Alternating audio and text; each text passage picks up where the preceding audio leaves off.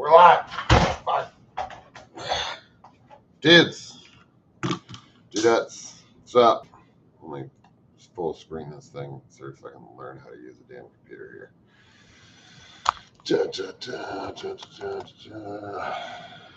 All right, dudes, dudettes, we got like 4 or 5 people. We're gonna wait a couple of minutes here. I got Brian bringing up a little something because we're gonna do like a little mini episode.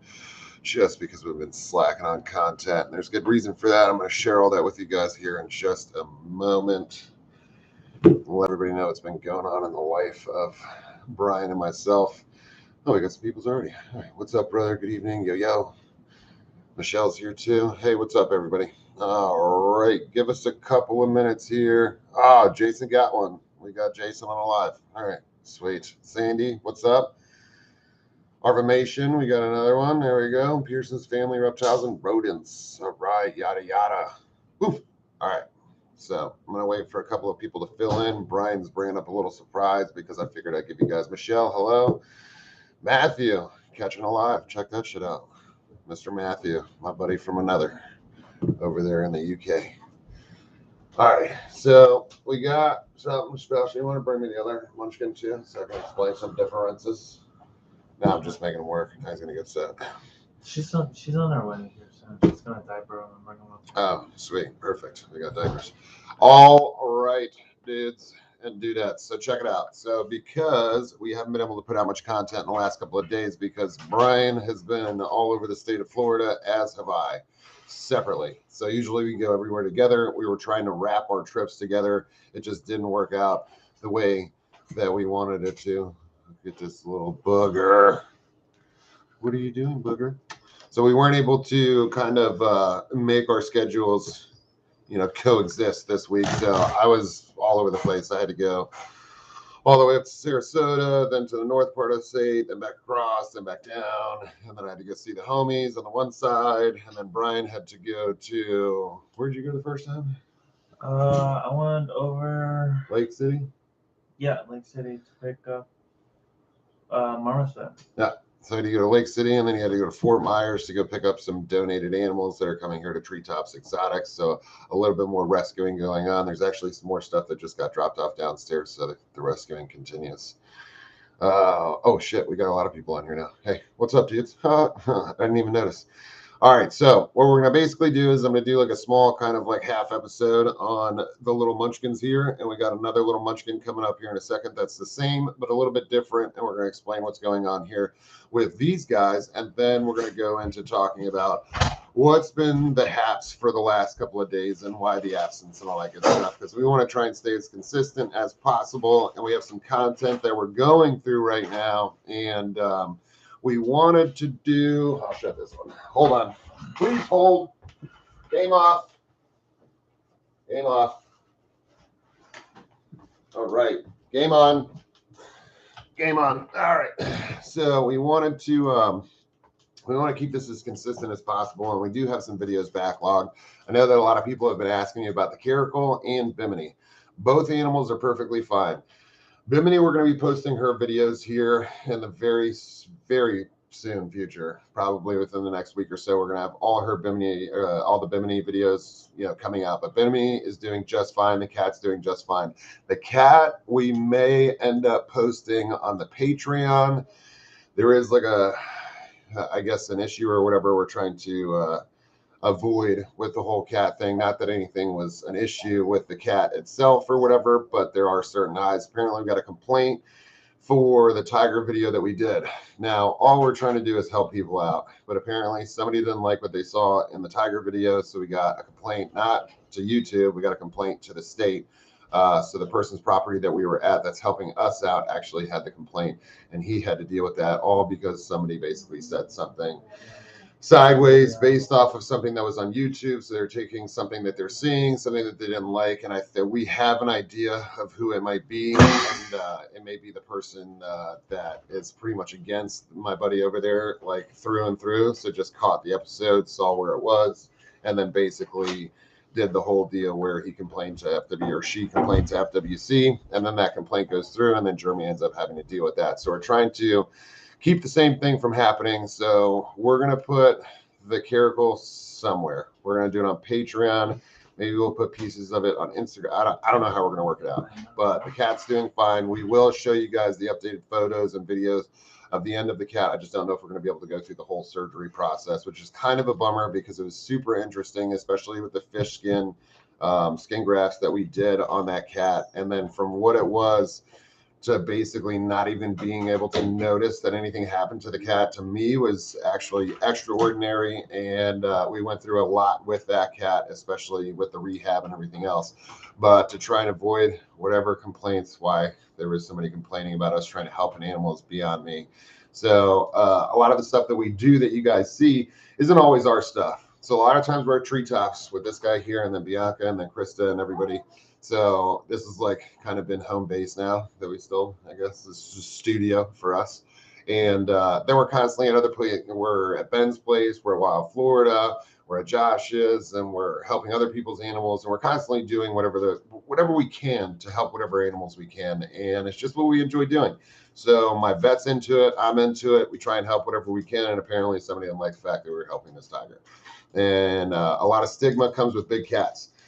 And the stigma comes from, which everybody knows this, is Tiger King. If you guys haven't seen Tiger King, then I have no idea where you guys have been living. But Tiger King was a huge deal. It was like rated #1 on Netflix for far too long. And the guy Mark Good that did the production kind of trashed Mark McCarthy, which was a douchebag maneuver to do, and then painted this whole light on an industry that has nothing to do with good people in the industry, but it did paint a light on the entire industry itself. And then what happens is when things get sensationalized or when things get put out in a certain way, bad things happen, and then stigmas come with certain things. And just because we were out there helping an animal, somebody got some shit for it. So yeah, boo Tiger King, says the Matt Man. Matt Man, I still got in contact with you as with the last live. We haven't done any episodes since, but the Matt Man is the one that I was telling you guys about on the last live. If you didn't catch the last live, you can go back to that and watch that.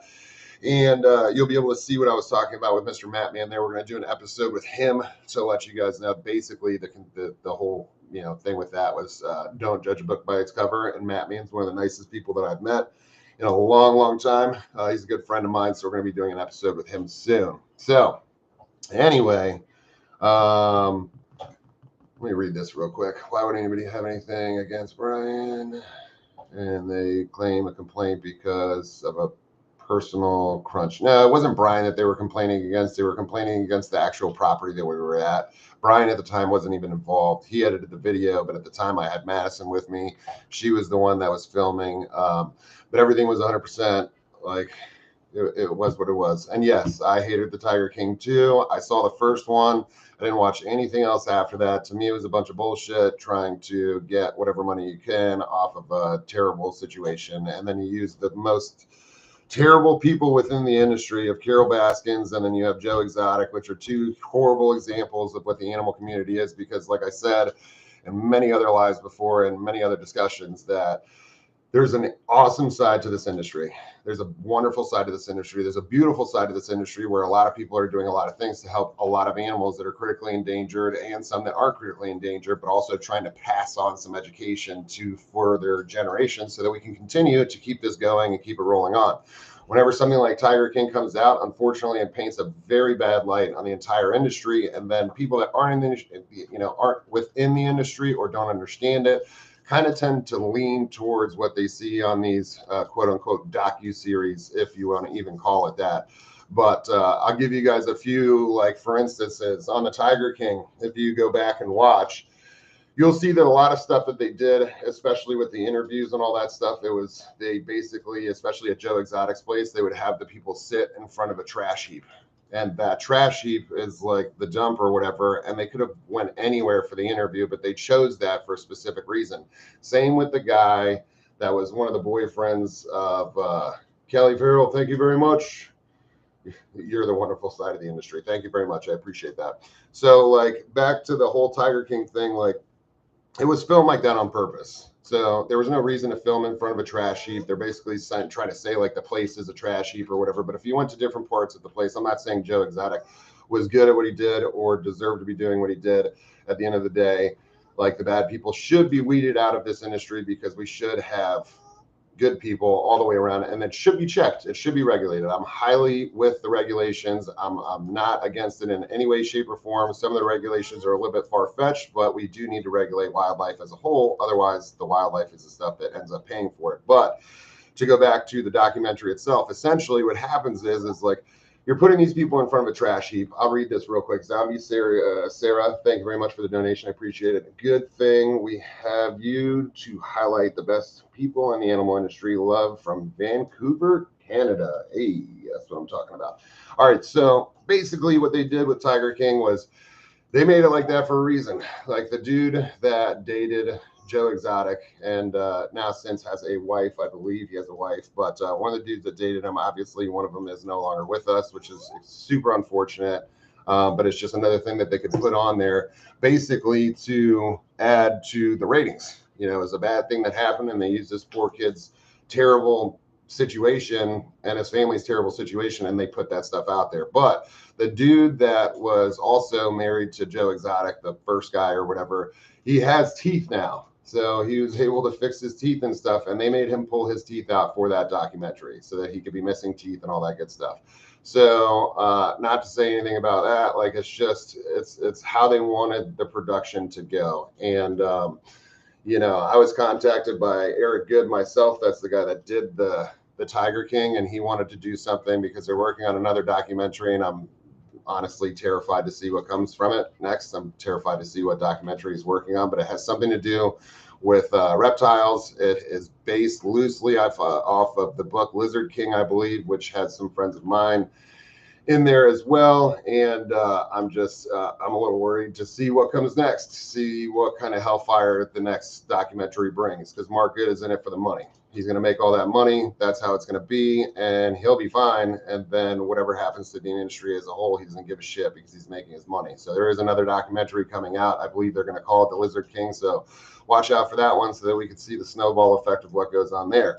But I can almost guarantee it's the same thing. And Eric Good contacted me a couple of times to be within this, and they're not very professional as far as things go, as far as production companies that I dealt with before. Not a very professional guy, not a very easy person to deal with, and then kind of wanted what he wanted and wasn't very clear of what he was trying to. Yes, Tyler is in it. We're unsure how that's going to go out or whatever. It's very hard to do things with production companies because you never know how they're going to edit it and how they're going to turn it around and how they're going to make it look. I'll bring it back to the way back in the day, my buddy Ryan Martinez, who works at the Miami Zoo. He's incredible with what he does, and he was keeping some venomous stuff legally, 100% legally, and he thought the news was coming to do a story on responsible venomous keepers, and what it turned out to be was like a hate-mongering thing to say, well, do you know what you're living next door to as far as your neighbors and all that good stuff? So it turned Ryan into this beast of a person who has these dangerous animals right next door to people that don't know and all that other good stuff. Kat, thank you very much. So in a nutshell, like for me, anytime a documentary or a news station, like I don't deal with the news at all. I've been called every time I've ever had anything happen, like the finger or the arm, especially. News people were all over the hospital all the time, constantly wanting to do a story. I refuse to do those stories because news is about sensationalism. Back in the day, way back in the day, if you go way, way, way back, the news used to have to tell both sides of every story. Now the news can tell whatever story they want. So if it's the left side, right side, whatever the case may be, they can do whatever they want as far as news. It's all about ratings. So truth is lost in translation. So anyway, we're going to skip past all that and all the documentary stuff. We'll see what happens with the new documentary with Eric Good. Hopefully it doesn't paint as bad of a light as I think it's gonna, but I refuse to do any work with him for multiple reasons. And that's just my own beliefs. And I don't care how much he was willing to pay. I just wasn't willing to do anything with him, and talking with him on the phone just didn't seem super professional and could never keep a schedule together anyway. So it wasn't worth it for me. Anyway, now we're going to do a little mini episode on these guys right here. So you remember that Maui and Moana had some little munchkins. So the munchkins, like we told you guys before, were pulled, and then we were going to do an episode to tell you guys why they got pulled. And we weren't able to do that episode yet, so we're going to tell you guys right now what happened. So generally speaking, We leave these guys on mom until we see mom starting to get upset. A good rule of thumb is about a month. We like to leave them with mom for about 4 weeks, but with 4 babies, mom taking care of 4 babies, oftentimes you have to watch because she can get irritated, agitated, and overwhelmed, especially with 4. Generally speaking, these guys will have 2 to 3 babies. That's usually what I see. I have seen 4 before. My female gives 4. I've seen 4 a couple of other times. They can have up to 6. I've never seen that before, but at the same time, they can have up to 6. And I would imagine if a mom has up to 6, that's a lot of milk she's got to give. That's a lot to go through. So my female did 4 last year, and those stayed with her for about a month. They were big babies. And this one's about 4 weeks old right now. And we're going to bring out another one here in a second. But this is one of the females, and Krista is keeping this one here at Treetops Exotics, and her boyfriend's sitting right behind me. We're going to talk about that one in a second. Wait. Did you say Krista's boyfriend? Yeah, sure, Krista's boyfriend. Whatever you want to put it as. I heard that wrong too. Kendra, thank you very much. Yeah, not Krista's boyfriend. This one's boyfriend. This one, that one. These guys are mates, and I'm going to explain that in a second. But this is one of the babies. So she had 4 altogether. All 4 babies are doing phenomenal. So we have 1 here. I got 3 at home. But the responsibility of babies is absolutely, it's insane. I'm tired. Brian's tired. Bianca's tired. The whole house is tired. Everybody's tired. It's baby season. It's nuts. So you're literally like every hour on the hour, you have babies to feed, especially at Treetops. There's so many babies over here that literally when you're done feeding babies, it's time to feed babies again. We had actually like almost 12 babies, and we had to wake up every 2 hours. Yeah. So yeah, it gets really tiring in the springtime. Yeah. And then when you're talking about 12 babies, like by the time you're done feeding 12 babies, like it's time to feed babies again. It's time to feed babies. So you really don't get much sleep. And even with the 3 that I got, you know, and we're going 4 hours now, they get to go 4 hours now and then 5 hours through the night. So we do get a small break, but you still have to wake up. And it's very important. Oftentimes people will get babies on the bottle and it's all fun and games until you have to wake up. Now, for most people that have kids, like it's not a big deal, but people that have never had kids before that don't want to wake up in the middle of the night, what oftentimes we've seen this 1,000 times. People will get some babies and they want to bottle feed them. The bonding is good. It does help. Oh, thank you very much, Michelle. Baby formula, De Niro, she says. Yeah, trust me, we go through baby formula like it's going out of style, and that shit is not cheap. So, in a nutshell, people get these guys and then they want to do the bottle feeding and all that stuff. It's good for bonding, 150%. But what ends up happening is they start skipping nighttime. They think they could skip the nighttime and then they'll just make up for it during the day. We'll just feed more during the day. And what ends up happening is a baby animal, they're constantly eating. Every 2 hours they're eating, and then every 3 hours they're eating, and we stretch it and we stretch it and we stretch it as they grow.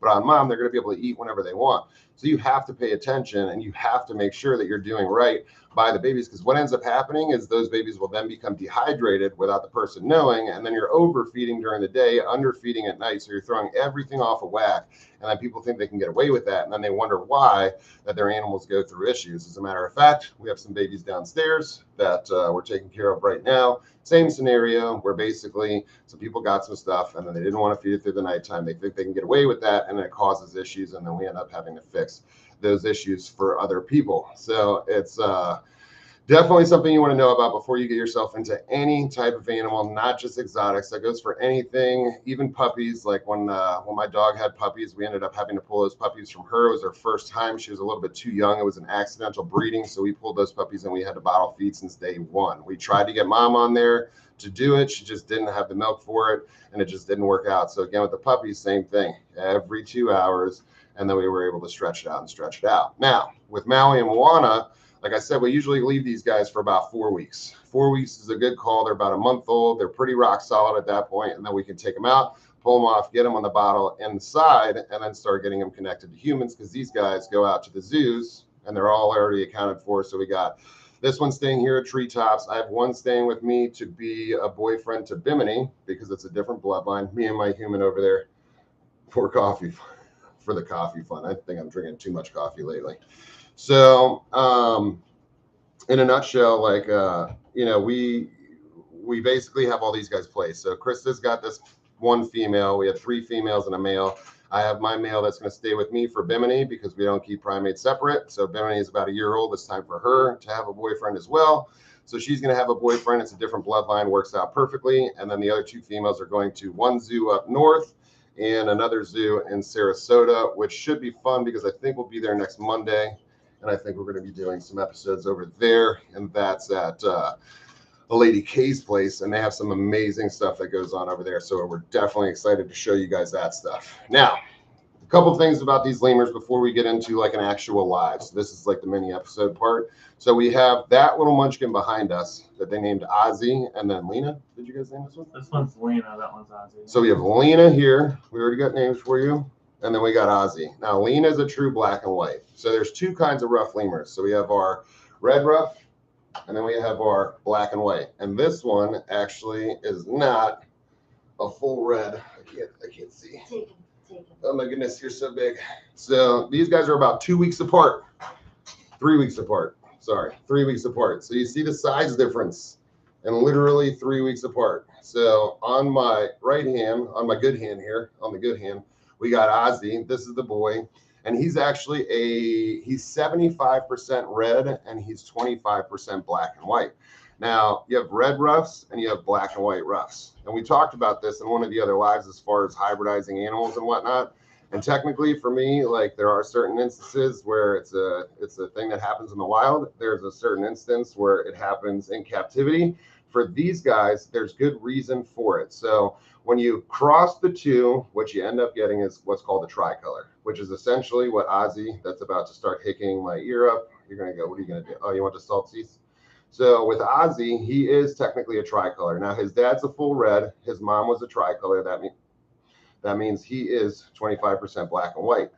But the tricolor gives you more of like a rustic, almost like a rusty, and this will wash out too. So he'll get more white as he grows up, and he may look a little bit like kind of like a washed out brick red rather than the actual true red ruff lemurs that are very dark, and then they have no white on them except for right on the back of the head. And you can usually tell a tricolor even if it's got a lot of red, because Bimini herself is a tricolor. This is actually one of Bimini's siblings, so they have the same dad, and she has a lot of red. She looks exactly like a red ruff lemur, but if you look on her butt, she'll have a white ring, and that white ring comes from the tricolor. Can you not butt rub me? Are you butt rubbing? So the butt rubbing is just scent marking for these guys. And the ringtails do it with their little wrist clicks. These guys do it with their butts. So they like to rub their butts and their little parts on everything, just like Bimini likes to just drag her like a little snail trail all over the house. So in a nutshell, like for me, hybridizing of these guys as far as the black and white ruffed and the red ruffed is actually important in this case. Oh, let me just pay attention to this. For Lena and Ozzy, they are such cuties. Now, Sherry Spencer Studios. Thank you very much. Thank you. They are very cute. They are very cute. And these guys are very well socialized. These guys came from Wild, Florida. So I went over to Andrews and I picked up a couple of his babies over there. It's exactly where Bimini came from. So like I said, Bimini's got the same dad as these guys. So the hybridizing for these guys, as far as black and whites and reds, is extremely important here in Florida. Why? Because these are critically endangered animals. So all lemur species come from Madagascar. And I'm not going to give you guys false information that I don't know. Quite frankly, like I want to say that the range of the black and white and the red ruff lemurs are separated far enough to where I don't think there would be hybridization in the wild. But you can't quote me on that. You would have to do that research yourself. And I'm not going to Wikipedia that shit beforehand and tell you something that I don't know offhand or whatever, or that I didn't. You can Wikipedia it if you want to. It does no justice. You got to do a little bit more research than Wikipedia. Wikipedia is sometimes off with their stuff. So you want to take a full, as far as research goes, get yourself a bunch of different information, find the commonalities, weed out the shitty parts, and then try and get yourself some good solid information. But in Madagascar, I want to say from the research that I did in the past, it's been a while, so I'm not going to tell you something I don't know. I don't think their ranges cross enough for them to be hybridizing in the wild. But here in the state of Florida, I don't have a problem with it, and this is why. Being critically endangered animals, they can't cross state lines. So these guys are here in Florida. Whatever's here in Florida as far as bloodlines go, they're pretty much, it is what it is. That's what you're going to get. What you see is what you get, and we don't want any inbreeding. So to mitigate some of that inbreeding, it's okay to bring in a red and pop it with a black and white to get your tricolors, and then we'll go backwards. And then once these guys, like if these guys were to produce babies, the chances are you're going to get some that are probably more black and white than anything else. Maybe not, because he's got 75% red in him, but if you had a true tricolor where it was just a black and white with a red, or if you had a tricolor that was bred with a tricolor from different bloodlines, then you bred that baby to a black and white, you would probably come out with true black and white looking animals, but the bloodlines would be separated. So for me, it's super important because you can separate some bloodlines and mitigate inbreeding, because I would rather see hybridization of some critically endangered animals and keep them on Earth than people putting brothers and sisters together, and mothers and sisters and brothers and fathers and the whole 9 yards and all that nonsense just to keep babies going, just to make some money, because it doesn't do anything any favors. Eventually the bloodline breaks down, then you have all these hereditary problems, you're going to have all kinds of stuff going on. The animals aren't going to live very long. There is a chance that they can come out deformed or not come out at all. It's dangerous on the parents, it's dangerous on the babies. There's a lot of line breeding that goes on in reptiles. So in reptiles, we do see problems, but we see those problems much farther along. And for whatever reason, it's a little bit more highly acceptable in the reptile world to do some line breeding for genetic purposes, which basically all drives back to money. To me, I don't really see a need for it. For me, if I want to breed something, I want to try and get bloodlines as far away from possible. There's Jasmine. Dude, what's up? So for me, like, I don't care what it is, reptiles, not reptiles. I don't want the same bloodlines. I don't want to put brothers and sisters together. It's just like, if there's a project that I'm working on, if I was going to do genetics, I would play the long game for me and make sure that I kept those bloodlines separate. It wouldn't be worth it to me to put brothers and sisters with each other, to breed those just to get something else, a different morph, a new morph, to make some money. It's just not worth it for the danger of the animals. To make a few extra bucks as quickly as possible. And that is wherein lies, for me, the problem of all these morph reptiles that we have here in the States these days, because everybody wants the next biggest, baddest morph. So what happens with morphs is you get a lot of expensive animals out there. Some of these animals are worth hundreds of thousands of dollars. So what happens is, when they're worth hundreds of thousands of dollars, everybody wants to hit that as quickly as possible, because that market will drop. I'll give you for instance. Are you going to poop on me? What was that handstand right there? So I'll give you for instance, back in the day, I think the first thing that came out was the pied ball python. And the first one that was offered, I believe, was offered at close to 75 to 100 grand. This is when I was a child. And that was like the big thing. And now you can get a pied ball python for about 200 bucks. So the name of the game is hit it quick and make your money. And that's what these people do. So there's a lot of power feeding going on. There's a lot of getting your animals big enough to breed before they're able to breed. So with reptiles, you can power feed and you can have an animal ready to breed in far less than it's supposed to. So like a good, let's use ball pythons, for example, a 4-year-old female, perfectly fine to breed, but you can get a female at size to breed in way less than 4 years. And then you can pop out the clutches that you want, make the money that you have. The only bad part about that is your female's not going to live a full, long, healthy life. She's going to die early. She's going to die early because she's going to have fatty tissues building up because of the power feeding and because of the overbreeding. So it's basically just a money market. It's a money game. But there are people out there that do genetics, that do these morphs, and they do it responsibly. So they'll wait. They'll grow their animals up slowly. They're not super interested in the money. They do want to get these the next exotic morphs, and they work hard at it and whatnot, but they also work hard to get separate bloodlines. They make sure that they get things that are not going to cause issues for the snakes, and then they do right by the snakes, and they'll feed them properly and do what they're supposed to do. So that's as far as I'm going to go into the hybridization of animals. But as far as these guys, I do believe in it, just because of the pure fact that we don't have many bloodlines here in the state of Florida. And if you want to get these guys across, we can transfer state lines in a sense if we get donated some animals. So like, there can be no money transactions if you're passing, because you're violating the Lacey Act, which is basically crossing a state line with an endangered species, and you're doing that for money. So there's profit involved. But I do believe, and don't quote me on this either, because I don't want anybody getting in trouble. You'd have to do your research with your local and federal law enforcement for the DNR to find out if it's possible. But I do think you can donate. Like, so if I wanted to get a bloodline from Texas and switch it with a bloodline from mine, I think we would be able to do that. But sometimes that also requires what's called a CBW permit. And the CBW permit was built by the feds to basically have populations of critically endangered animals, so that they don't want to give CBWs out. So very few and far between. Timothy, thank you very much. So few and far between do we ever see CBW is given out these days. Before it was a little bit more common. It was a little bit easier to get these critically endangered animals from one place to another if you were selling or anything like that, so that people can get and ensure their populations. And now it just seems like that's not a thing that the feds are trying to do as often. But so, like I said, there may be a possibility of switching bloodlines on a trade type of asset, but not for a monetary a trade. You would have to do it basically as a donation to a zoo or another sanctuary, and you would have to do that and switch out your bloodlines that way. So that's a possible thing. And then in Madagascar, as you know, that's where all lemur species come from. They don't come from anywhere else. So Madagascar is off the coast of Africa over there, and that's the only place in the world that you will find lemurs. And it depends on what site you look on, ladies and gentlemen. You can look on a bunch of sites, and a bunch of people will tell me different answers all around. How many lemurs do you think there are? 120. 120. So if you look, you're going to see 101, you're going to see 120, you're going to see 130, you're going to see 107, you're going to see 105, you're going to see 117, you're going to see all this different stuff. I don't know how many species there are. I was told for a long time there's 101. I don't know what's extinct now, because there could be some extinct, there could be some still out there. Where'd you get your information from?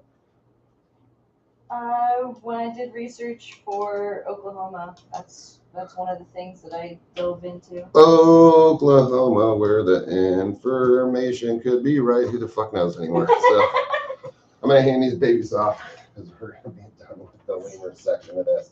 But that just goes to show. So as much research as you can do, you got to be careful what you're looking at, because we really never know what holds true. So I try and do as much research as possible. There is conflicting information on the lemurs. I think when I was at Duke University, they said something about 101. I don't know if there's 101. I don't know if there's 107. I don't know if there's 120. I know there's a lot. So we have a lot of species of lemur, and I do know for sure that they all come from Madagascar. That's one thing I can tell you for sure. And for all those guys out there, they are all critically endangered, much like most of the shit in Madagascar, because Madagascar is a place that is highly poached, and also habitat destruction is running rampant. So if you guys want to help out some stuff, if you guys want to do some donation stuff and help out actual wildlife. So you always see these things like the WWF, which was a big fight between the World Wildlife Foundation and the World Wrestling Federation, because they owned that name for a little while, and WWF wanted that name for themselves as far as World Wildlife Federation. And you'll see these commercials, and they'll show you a cute little tiger and tell you could donate and you could own this tiger. Technically, it's like adopting a highway or whatever. But very little of that money actually goes to the cause. It's all a money game. It's a money game. So they want to show you something cute. They want to tug at your heartstrings. They want to collect those donations and fill their pockets. And then very little bit of what you see as far as that fundraiser goes to that. If you want to help animals in the wild, the best way to do that is save the land around it. How to do that? You got me. You got me. Have I been to Madagascar, Heidi? Absolutely not. I wish I could go one day. Maybe in the future we'll get lucky enough to do that. Unfortunately enough, that's not going to happen anytime soon. So, but in Madagascar, we have all kinds of problems. That's where the plowshare turtles come from, tortoises come from. You're not going to be seeing those much longer. A lot of animals are poached. A lot of animals are taken from there. The habitat destruction is bar none. So Madagascar is not a very big place, and we may not be seeing some of these animals in the very near future. So that's why we have these colonies that we have, and these animals that we keep that are critically endangered, and we make sure that these are placed at we make sure these guys are placed in the proper places so they have wonderful lives. And again, like I said, we never keep any primates by themselves, which is why these guys have their pairs. Now I have my pairs, and then the other babies are going to other zoos, which again, we'll keep you guys posted with on that. Now, we're going to go a little bit into the live. So that's your little mini episode on the lemurs. Oh, wait, no, I didn't tell you guys why we pulled the babies early from Maui and Moana. So I'll end it there. So Maui and Moana had their babies. Like I said, we usually pull them in a month. We pulled these guys at 8 days. Reason being is I checked on them in the morning, and then at night I went out there and checked, and this little girl right here was not in the nest. So it's not totally abnormal to see that. They can walk around. They are animals. They can walk around. There's nothing stopping them. There's no bars or anything like that. It's not a prison inside the nest box. But mom usually picks those up and pulls them back in. So I went inside the cage. Mom, during pregnancy and during having the babies, does get very defensive. So I went in there and I tried to get her to pick the baby up and bring it back inside the cage. So the other three, when she lunged out at me, came out of the box. and she pulled those 3 back in the box, but she kept leaving this one, and we couldn't get her to pick it up. And there's probably a reason for that. Jen says, you guys are awesome. Thank you for taking care of those babies. And you're welcome. And you're peeing all over me. And now you're going to shit. And there you go. All right. Fucking awesome. Super happy. That's my girl. Yeah. There we go. I can't help you. I'm in the middle of a game. Son of a bitch is playing video games. I got the lemur in one hand and shit in the other hand. I'm going to whip it on the wall, bro. Oh, she's good. I'm going to whip it. I'm going to whip it.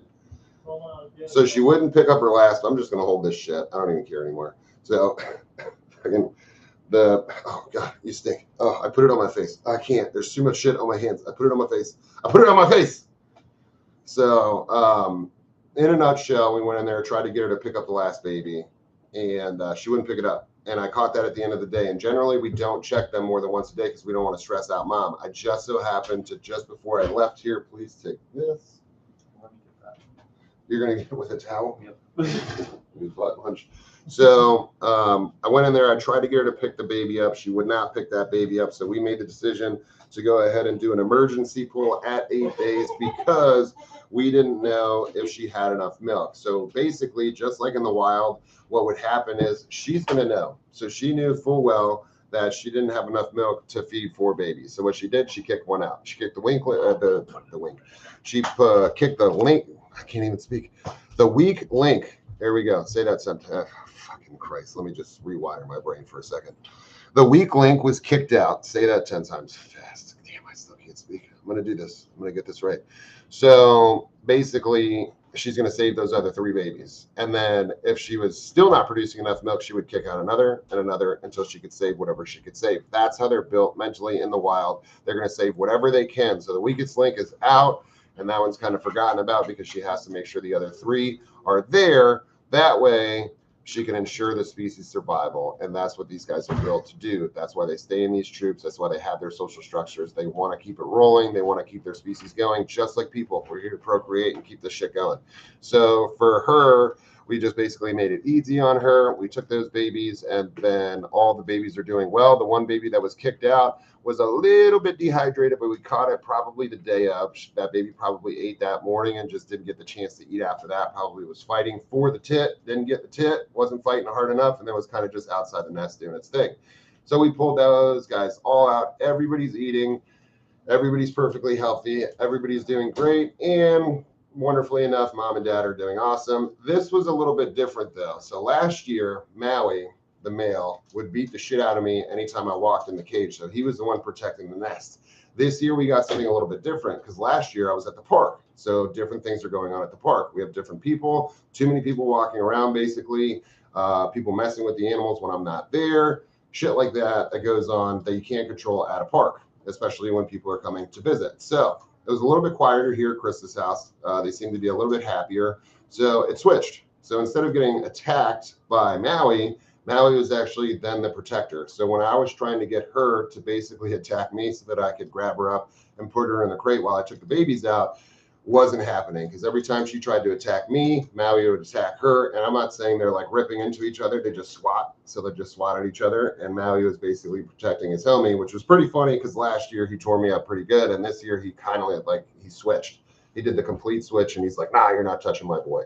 So in a nutshell, that's why we pulled those babies, but they're all doing well. And we will definitely keep you updated on that. Now, I'm going to answer a couple of things real quick, and then I'm going to get into what we've had going on the last couple of days and why we haven't been able to post any real content, because we've been doing a lot of lives trying to fill in the best that we can so we can keep the algorithm going. So, yeah, wiping the face, the butt, yeah, it's a terrible mistake. It's a mistake I make often. Sometimes you got to get some shit on you. It just is what it is. All right, so I'm going to answer a couple of questions, and then I'm going to go back into what's been going on for the last couple of days about the property and everything else, and Brian and I, and what we're trying to roll out, and what we're trying to accomplish here. So let's see what questions we got. Chandler and Dingo are going to buy an Asian market and set the animals free in a sanctuary property in Africa. That's the best idea anyway. So and we start the buy Madagascar and turn. Yeah, you're welcome. You're welcome. I took the hit for that. No worries, There's a guys. lot too, for that little thing. Listen. Timothy got kinkajous. Yes, we have kinkajous. We always have kinkajous. We are flush with kinkajous. We don't have any more kinkajous. I lied. We sold. Yeah, they're all sold. Yeah, those are all placed at. I think the last one just got placed at the zoo yesterday. Oh yeah. Yeah, something like that. But I'm sure there will be more. There's always more. Actually, as a matter of fact, Ben, a register over at Gatorama, which I believe the tickets are coming out here very soon. We're going to go see Ben this week, but he had a baby Kinkajou born over there. So Spuddy Buddy, the one that we operated on, he's got a new little brother over there. So they got those guys. Yeah. That's pretty cool. Yeah, man. So he's got a little baby over there. Oh, yeah. So, all right. So let me answer a couple questions, and then I'm going to get into the live part of this here. What do we got? What do we got? Do you feed special formula or regular baby formula to primate babies? That depends on what primates we have and what species we're dealing with. Some species eat different things than others. There is certain places that make formulas that are specifically made for said species. Fox Valley makes a lot of different stuff, squirrels, raccoons, this, that, and the other. They go on and on and on.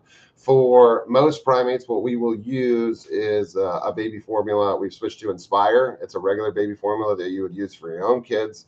And it's got colostrum in it, so especially when we pull babies sooner. So for a lot of these babies, especially for like cotton top tamarins, they chew up their babies. You have to be very careful with that. And then for some of the babies, if they have to be pulled for emergency reasons, like we had to pull the babies at 8 days, it's very good to have that extra colostrum in there. So there is, it's hard to get. It's at Walmart. Sometimes you can order it online, but we use Inspire with the colostrum, and we'll do that for most primate species. There are exceptions in between. So, you know, it is what it is. Florida Cracker says buying Madagascar sounds expensive. Pretty sure it's going to be super expensive. And then on top of that, to get into Madagascar and then do certain things or whatever, you have to remember, it's not like we could just walk into any place and buy out whatever and then release things wherever we want. Here's the problem with that. The problem with that is this. It's just like we have here in Florida. So we have gopher tortoises here in Florida. That's a protected species of tortoise here in Florida. So what happens is this. A lot of times people will pick up a gopher tortoise that they see crossing a road. They think it's somebody's lost pet because a lot of people don't know that we have tortoises here in Florida. And then they'll bring it somewhere to try and find it a home or whatever it is. But you can't legally own or touch a gopher tortoise, period, in a story. That's highly, highly protected animal here in Florida. So oftentimes they'll be turned into FWC. We don't take a gopher tortoise from one place and then release it into a wild at another place. So unless we know exactly where that tortoise was found, we won't take that tortoise and release it in the wild. We'll give that to FWC, and then usually the state will deal with what they're going to do with that tortoise. They'll usually end up putting it at a sanctuary. Reason being is this, and this is extremely important for a lot of people to understand. Saving an animal is one thing, but saving an animal at the expense of other animals is a completely different deal. And let me explain it to you this way. So if you get a gopher tortoise from one specific area, from one location, one locale, and we were to do like a blood work, the whole thing, fecal test, the whole 9 yards, what you're going to see is that that animal does have parasites. They're going to carry parasites, but the animal carries parasites from where they are from that specific locale. And that whole population, generally speaking, is going to have the same set of parasites. And what happens is they're able to deal with those parasites. So their bodies are built for that. So their immunities, everything from growing up in that area, their bodies are able to tolerate what's going on in that area. If you pick that tortoise up, immediately you apply stress to that tortoise. So once this tortoise is stressed out, those parasites that they're carrying, that the body and the immunity is kind of able to keep down, basically turns into an overabundance of parasites that are able to now flourish because the animal's stress and the immune system is a little bit down. And then what happens is if you take that tortoise and then release it into a whole different area where those tortoises may not be carrying the same parasites and may not be used to it, you saving the one tortoise and then releasing it into the wild, wherever you may release it, may in turn kill thousands of other animals just because of the fact that whatever parasites were in this may not be in this area. So you doing one good thing could then turn into this domino effect of doing a bunch of bad things. That's why I tell anybody in the state of Florida, if you were able to find a gopher tortoise, or if you find something like that, call the state, call the Wildlife Care Center, call Flamingo Gardens, call people that do rehab. Mark McCarthy is really good with this stuff, and then they'll deem it either releasable or not, or they'll treat it to make sure that whenever they put it into another population of wild animals, they're not releasing an animal that's already sick or has other parasites that are going to affect the rest of the population in that area, because bar none, you could kill a bunch of animals doing that. So if I were to go to the Asian market down the street and buy a bunch of little yellow sliders or whatever it is, snapping turtles that they want to kill and eat, you're such a dick. You don't see Brian off screen. You could pop a little bit closer and just do the same thing so that they can get, he's doing this right here and this right here and this right here. So if I were to go to the Asian market that we have here, we do have an Asian market down here, and I were to start getting a bunch of these animals, they're going to be stressed out. They're stuffed in these little boxes and all that shit. And then if I were to want to take those, buy them, and release them, I could be doing a lot more harm than good. Now, I'm not saying anything about anybody. I'm not talking shit about anybody. I'm just speaking facts here. This is just what I've learned over the years and what we've been taught as far as how to deal with certain situations. So rescue an animal, 100%, I agree with it every single time we rescue anything that we possibly can. But rescuing an animal at another animal's expense is also becoming like a little fine line where you really have to know what you're doing. So if you're going to be rescuing that, what you would have to do is buy whatever you're going to buy, take all of that to the vet, and then quarantine that shit for months and months and months and make sure all those animals are good before you release them back into the wild. It's the same thing with AZA zoos. So you have, like, I wish I could remember the last species they did this with. So AZA zoos have recently reintroduced some populations, I think of some deer and some other things on the other side of the world where populations were diminishing, but those animals were quarantined for a very long time to make sure that what they were reintroducing into the wild wasn't going to affect the wild population as it was, because it doesn't help if you're having an extinction problem or a problem with a critically endangered animal and then taking one animal or a bunch of animals and then bringing them over there to try and mitigate a problem when you're just introducing more problems. So then what could happen is your whole population survives and you decimate the rest of the population just by cross-contamination and bringing in new and exotic parasites that those animals may not have had to deal with in the area that they came from, and you cause more problems than you actually wanted to cause. So you're trying to help, and then in the long run, you actually end up fucking shit up. So you got to be careful with what you do. I do get it. I do get I get the want to rescue, because we do it all the time. We want to rescue whatever we can, but there's proper ways to do it. You can't just buy and then release a bunch of stuff into the wild. You're going to be doing worse for the animals in the wild than you actually think. So that's a big thing for me. And again, not talking shit about anybody.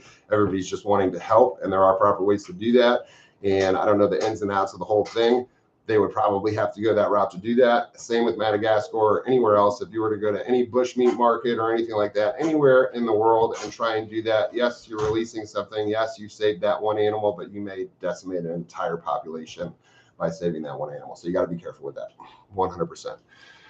So let's see what we got before we get into this. Okay, we read that one. In the episode of Extinct or Alive from Forrest Galante, where he went to Madagascar in search of the dwarf hippo, was fascinating. He actually found the skull of that wasn't that old, super cool series. Forrest Galante. I have mixed feelings about Forrest Galante, and I'll say this. I don't know the guy. He seems like a nice guy, but we do crocodile conservation twice a year, and that is Crocfest. If you guys don't know about Crocfest, you're going to see that coming up soon. I think we're doing one in June 27th, I want to say, summer Crocfest, and we save a different crocodile species every year. Now, yeah, we're going to go. So we had one year where we wanted to find the Apiporus caiman, which was a caiman that was thought to be extinct, and we basically, I say we, but Kurt, Flavio, Colette, the people that put that fundraiser on, collected a sum of money, and then we gave it to this one guy to go out there into this area because we had a feeling that they were in this area, but you can't get to the area because it's war torn and you basically get killed if you go there. So we sent the one guy over there to find the Apiporus caiman. He did rediscover the species that was thought to be extinct, and then up pops Forrest Galante on Animal Planet, rediscovering the species that was already rediscovered by one of the biologists professionals that we had raised a bunch of money for. So then there was a bunch of bullshit in between or whatever, and I tend not to try and get into the drama of it all or whatever. Forrest Galante seems like a very nice guy. He seems like he's doing very good stuff, but then there was a lot of heat in the whole thing, especially at the next Crocfest after that, because there was a lot of people upset that the one guy didn't get the credit. And I believe I was like, eh. So anywho, let's see what else we got here. All right. I like more about the idea of releasing king cobras to the Everglades to sort out the python problem. I don't know if releasing a bunch of king cobras out there is going to fix the python problem. I don't think we're ever fixing the python problem, people. The pythons that are here in the state of Florida are here to stay. We can hunt them until the end of time, and I just think that that's going to be an issue that we're going to have to deal with, much like many other things here. Yeah, same thing with any other invasive species. But what you guys don't know is we have such a wide array of invasive species that gets no attention whatsoever because it doesn't make national attention. So we get no attention for some of these things. We have Jamaican anoles, we have Cuban anoles, we have Bahamian curly-tail lizards, we have spider manigamas, we have clown agamas, we have tokay geckos, we have day geckos, we have ocelots chameleons, we have veil chameleons, we have panther chameleons. Yes, we do. Invasive? Yeah, 100%. Yeah. Really? Yeah, well, day geckos, those are from Madagascar, but yeah. So we have all that stuff, but it doesn't make national attention and seems not to get the attention that the other stuff gets. So it's a little confusing to me, but it is what it is. So we got Sierra Jensen, loving the new series you're starting about beginner, intermediate, and advanced reptile. You give some awesome information about reptiles and not just what they eat and cage size. Love your detail process to show my appreciation. Thank you very much. I appreciate it. We thought it was a good idea to do the series, and we're still working on the series. We were at Josh's shop earlier today. There's a lot going on at Josh's shop. We're going to be there tomorrow to do a little bit, and then we're going to Ben's, I believe, either tomorrow or Friday. So flip-flop, Josh's, Ben's, we're going to be doing that in the next couple of days, and that's going to tie into the series. I just think it's important for some people to know exactly what you're getting yourself into, and then it's fun for us to kind of share some information that we've learned along many, many years of doing this stuff to try and help out maybe a little bit of people to kind of decide if they're looking for an exotic animal to get what fits best for your personal lifestyle and the animal's personal lifestyle so that everybody can coexist and be happy together. Yeah, it just basically fits with what you got going on. So we thought it was a good idea for a series. We're enjoying the series, and then I hope you guys, I saw that everybody liked the good old intro there, so we appreciated that very much. Brian wanted an intro. I told him to give him an intro, so we did the intro, and that's how that rolled out. But thank you very much. We appreciate it. We appreciate it more than you know. And the support goes a long way, my friends. And so, yeah, keep tuned for that. So we're going to have that coming up. We got Bimini coming up. The reason we haven't really been able to post that much is because, like I said, Brian and I's schedule has been absolutely a nightmare. So we've been all over the place, and it's been hard for us to catch ourselves together because he's had to go collect some animals to bring back to Treetops. There was a couple of donations, a couple of surrenders that came over here to Treetops. So he was all the way up north. Then he went all the way to the West Coast, and I was doing the same thing at the same exact time. So we haven't had a real episode come out. And we were thinking about possibly having Bimini come out next, probably, but I'm going to say that, and it's probably going to be wrong. We can ask them what Ask away, my friend. reptile they want to see next. Shoot it out, bro. We What got beginners, intermediate, or expert reptile they want to see next. We got Zombie Sarah. Not a question, but I had a dream I was bitten by a black mamba, and I was telling the hospital to call you and Chandler. Ladies and gentlemen, if you do get bit by a black mamba, please don't call me and Chandler. What you're going to want to do is you're going to want to call your local poison control. You're going to go straight to the hospital and then have poison control call Venom 1 because they will not dispatch without you going to the hospital, but that is pretty funny. Well, Granny S. Then call me. Granny S. I love my grannies. Oh, and we got Holly in the house now. Holy shit, we got Holly in the house. That's my New Zealand friend over there, who's actually pretty damn funny. All right, so Brian wants to ask you guys, what do you guys want to see next as far as the good old series we got going on? So beginner, intermediate, expert level reptiles. Who wants to see what next? Awkward silence. Thanks, Brian. Appreciate you. Are you bored of your own shit? You can be. Quinn Brace. Yes, you get a shout out. How's it going? Sally says, I want to be a granny. Me too. I've been dying to be a granny so bad. I've just really been working on it as hard as I possibly can. So we got water monitors. We got intermediate. The homies are doing great, by the way. Liz asked how the homies are doing. The homies are doing fantastic. That's another reason, Paul. Let me read on real quick before I go into that. Boigas. I want to do Boigas. Boigas is going to be really fun for me. Boigas is basically You don't know what boigas is, bro? Get with the program, dog. Come on. So boigas is all your rear fang snakes over there, like your mangrove snakes, your cat-eyed snakes, all that good stuff. Boiga is the genus there, I believe. So Boiga is actually, that's one of my favorite. My mangrove snake was my favorite as a kid. That's all I ever wanted, and I've had a few over the years, and they're actually a rough species to take care of. I would put that probably up in the higher class of, not just because they're rear fanged and the venom's not that bad, but it's not that good either. You don't want to be chewed on by a boiga, but at the same time, they're very difficult to keep in captivity, mostly because of the way that they're imported. But if you do get any captive born babies, they tend to be expensive, and that's for good reason. So if you do have your venomous permit or you have your venomous knowledge and you want to get a boiga, definitely go for the more expensive captive bred. You won't have any issues unless you know what you're doing as far as treating and medication and all that good stuff, because that does go into the boigas. But we'll get into that because that's going to be a fun one for me. Intermediate, we're going to do that too. So if somebody wants to see some water monitors we could probably actually do tomorrow or Friday at Josh's shop, depending on the way the schedule lays down. So I don't know. Yeah, we'll figure it out. More bird stuff. We got some bird stuff coming out. I got my owl. I got a little Hootie over there that hasn't really gotten any attention on the YouTubes over here. So we're gonna get Hootie out. We're gonna give him some love. Yeah, bird. I call him Hootie because everybody wants him to have a name, but I tend to name all my stuff either monkey, bird, dog. I have a tiny dog at the house because he's a dog, but he's tiny. So Savannah monitor, skinks, clawed-toed geckos. And then we got sailfin lizards. Sailfin lizards is actually, for me, that's going to be more expert level, but there is a couple of different species of sailfins, the Filipino being my favorite, or the Indo. I actually have a buddy with a sailfin or a pair of sailfins. It's actually Andrew at Wild Florida, so we could do some on those. Gila monsters, no, those guys aren't like Gilas. Gilas, that's going to be a more potent hemotoxin there. The Gila monsters and the beaded lizards, their venom is made strictly to produce as much pain as possible. It's a predatory thing. It's not really like built like the snakes are, where they want to subdue their prey, but also help with digestion. The Gila monsters and the beaded lizards have that.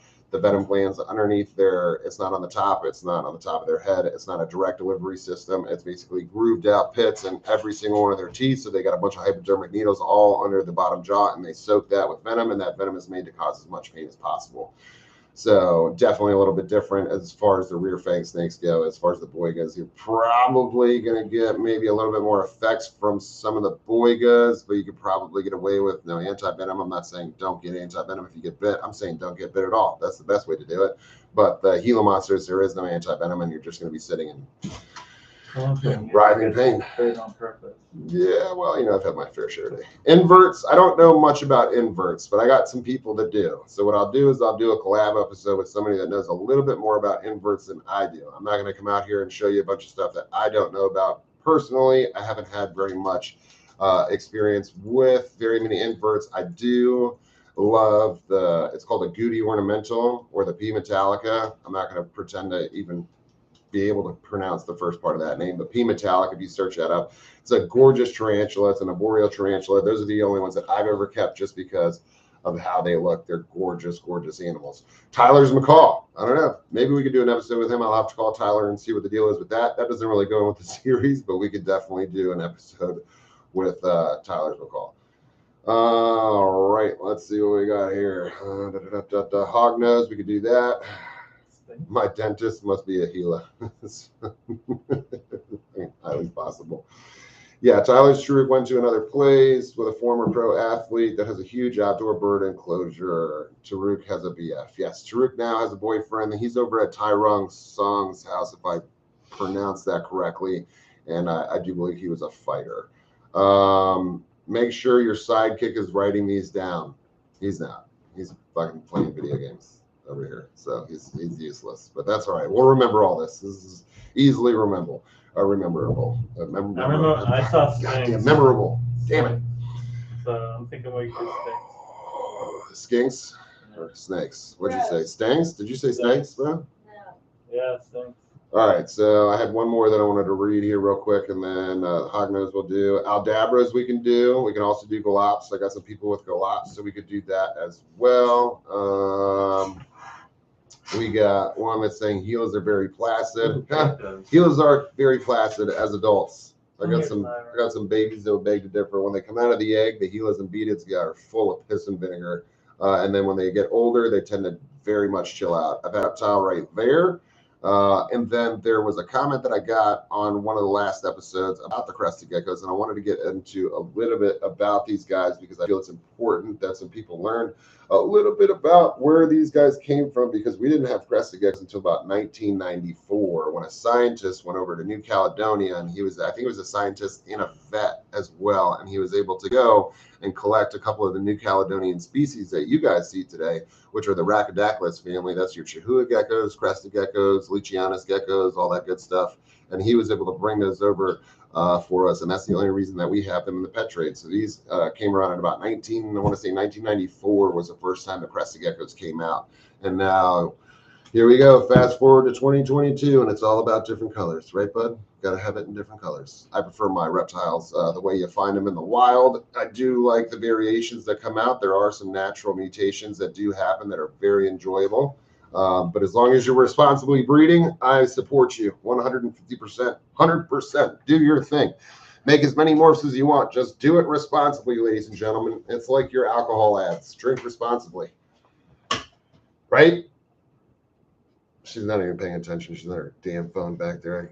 I got no love from the peanut gallery back there, bro. I'm just trying to do a whole ass show with You're right, bro. Thank you. Yeah. Appreciate that. So Thank you. Thank you, bro. It's the one-man show with 3 fucking people here. So, all right. Anyway, so, oh shit, we're already a fucking hour. Oh god, I'm sorry, guys. I talk way too damn much. All right, so I'm gonna let's go to 2 hours. No, we're not doing 2 hours. We're doing. I'm not gonna how many people want 2 hours? Do that. No, nobody wants to. Nobody wants to fucking hear me talk for 2 hours, bro. Lychee geckos are my favorites. Do a show on them. We definitely will. We got Jen's out. Thank you very much. We're not leaving yet. Everyone. We're not leaving yet. We got fucking 2 hours. God, come on, guys. You're killing me, bro. I can speak for 2 hours. I can. Ask Brian. I can speak for a whole fucking 7, but it's going to get real weird real quick. So I wanted to tell you, yeah, we can go for a fucking long time. Yeah, I just never shut up. It's diarrhea of the mouth.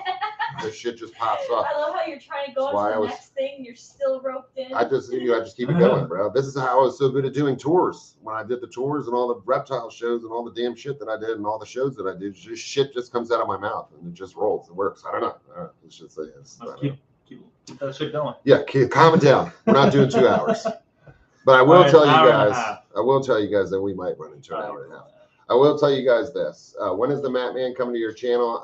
We're going to try and get Matt Man out. We were supposed to do it last Thursday, and then, of course, life never works out the way it's supposed to, especially for me this last year. I've learned more than I've ever wanted to learn about life not working out the way we want it to, but we kind of just got to take the hits as it comes and roll with those hits and deal with what we got. That's why I tell you guys all the time, always pay attention to your surroundings. Always pay attention to the people around you. Remember, anybody around you could be going through the worst shit possible, and you would never know it because everybody's going to put the face on, and you'll never know what's going on behind the wall of that face. You never know what's going on internally with somebody. So I wanted to bring Matt Man on last week, and then shit just didn't work out that way, but we're going to have Matt Man probably come on within the week or next week, depending on the schedule. We have a super fucked up schedule, which is called no schedule at all. It's basically wake up and see what happens and then take care of the stuff that we have to take care of and try and roll out whatever the hell we can.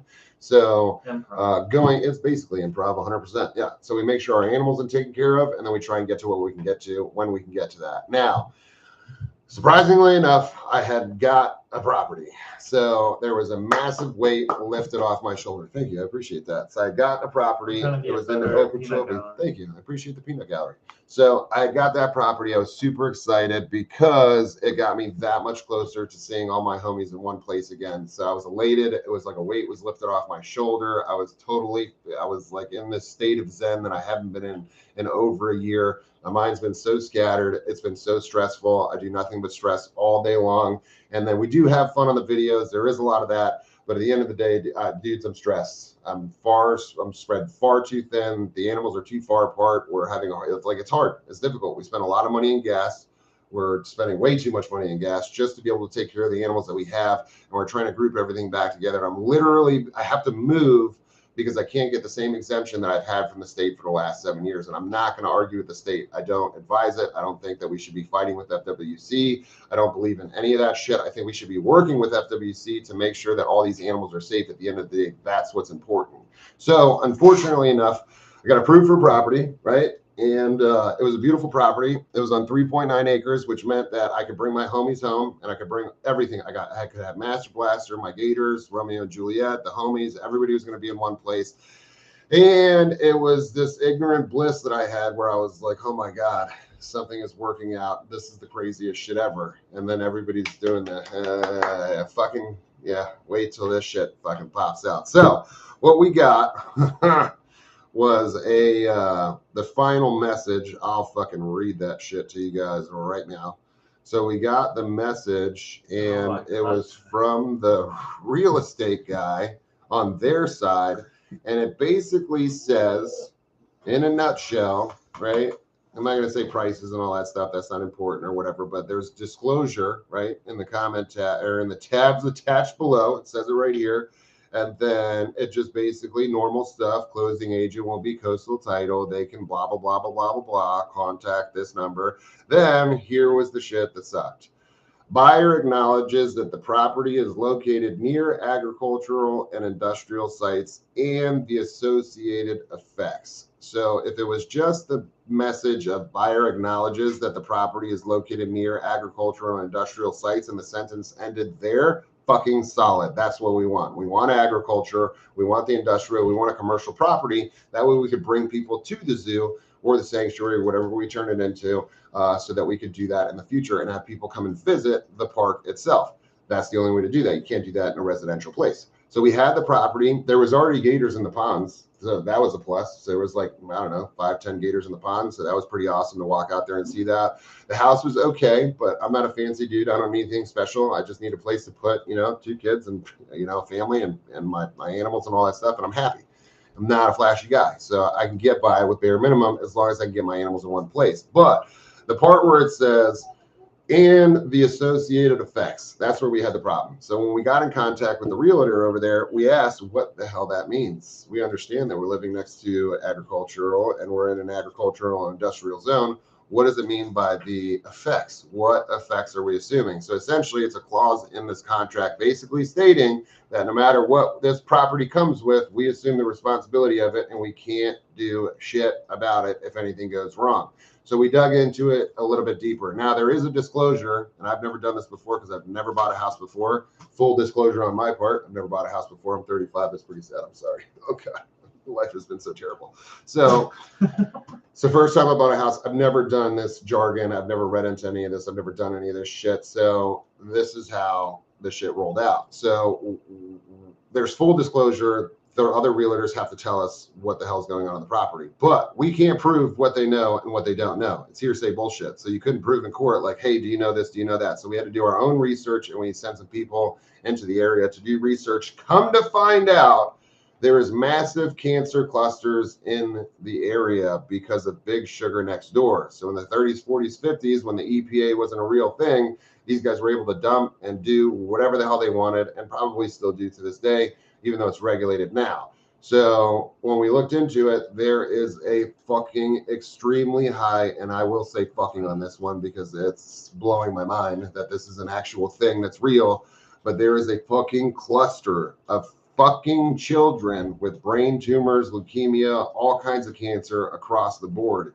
And obviously you're going to find that all over this, country. You're going to find unfortunate shit that happens. Unfortunately, sometimes kids get cancer. I got a friend of mine that sent me some stuff the other day. I think it was Jason actually, with a buddy that's got a kid that's got leukemia or some sort of cancer that we wanted to try and do something for to donate, which we'll probably post here in the near future to try and get that kid a little bit of help.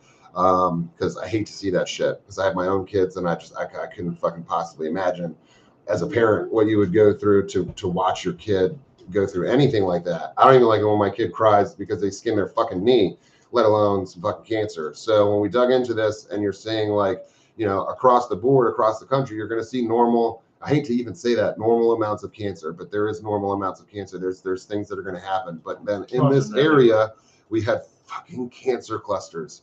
So we were literally in, we had it done. Everything was said and done. We were done with the deal. All we had to do was pay a little bit of money, which was all that I had, and then get into the house and figure it out after that, which was a wonderful feeling. And then fucking, it's the story of my life. I swear to God, my metaphor of life is just up. And we're trying to work something out to get his property. Now, his property is a lot more money. And I am not rich by any stretch of the imagination, so it'd be very difficult to get into his property, but he's trying to work with me to kind of finance half it and then do a rent to own thing. So we're trying to figure out if there is even a possible way to get the monthly payments where it would be a manageable thing, where I would put myself in a position where I'm just going to basically destroy my life trying to get this property. But that would make the most sense because at Dexter's place, he's already set up. So he's got class 1 enclosures. The alligator pits are already set up. He's got cages over there already ready to go where his mandrills and baboons are at. So literally I can move in there and move all the animals all on the same day and just basically plug and play and start the business and run it and do what I need to do. What are you doing, bud? You're scared. Poor little dude. I'm sorry, bro. I'm sorry, dude. So, that's it. I scared you. I don't care about you. I care about that. Oh, I'm sorry, bud. It's okay. It's okay. You're gonna be okay. Don't cry. Ice hates. Don't cry. Ice hates me, bro. Did you see what Ice did to me? So, unfortunately enough, we got fucked out of the one property. No, I can't make a GoFundMe. Let me tell you my pain of the GoFundMe is here. The GoFundMe is this. I never know, and this is the thing with donations. I tend to think too far, maybe too far into other people, because I always imagine my situation and what I'm going through and what I've gone through in the last year.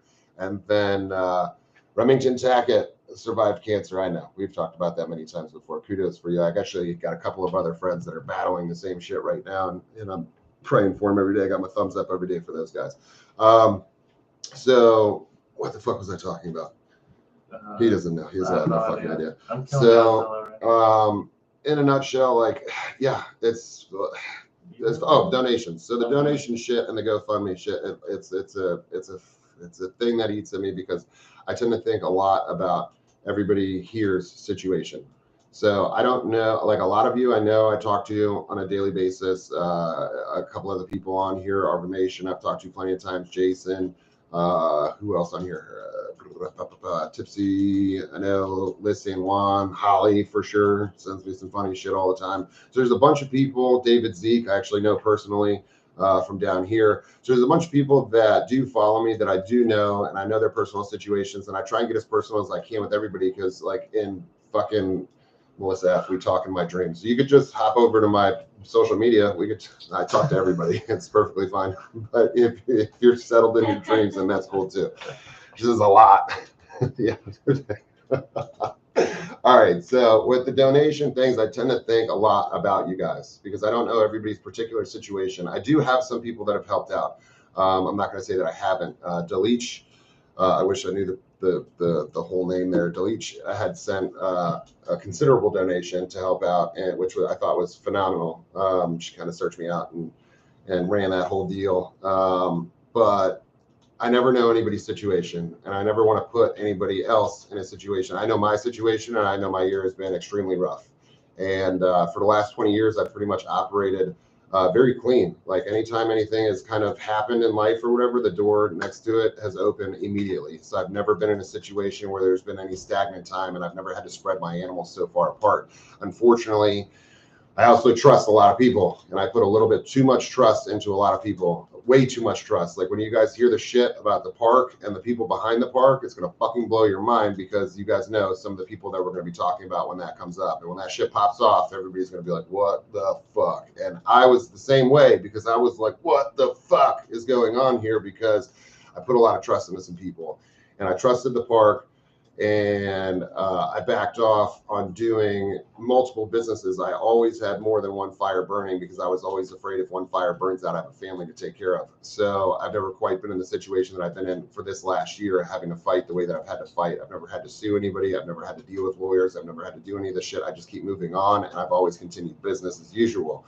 This is the first time in my life where I've actually needed a lot of help, and thank God that I have people like Krista, Bianca, Brian, Jeremy over there, Wild Florida, Ben from Gatorama, all these guys that were willing to come together like lickety split in the fucking blink of an eye and help me out with my homies to bring everything where it needed to be and let me settle and get back to normal. But I always think about that for everybody else. So when it comes to donations and shit, like I tend to just double down and work 8 times as hard if I need to get somewhere that I need to get. So if I need to do something, I'll do extra work. I'll go with my damn brother that owns a pool company. I'll go with my other brother that does photography shit and get yelled at by him for 8 hours to do shit. I'll go and work with my brother-in-law that owns a lawn service company. I'll do whatever the hell it is that I have to do to get where I need to get. And then Brian has also helped me in more ways than just the animals here. This guy kills it with the editing. He's the only reason that we've been able to, like, even been able to do this. Without Brian, this would not be a thing.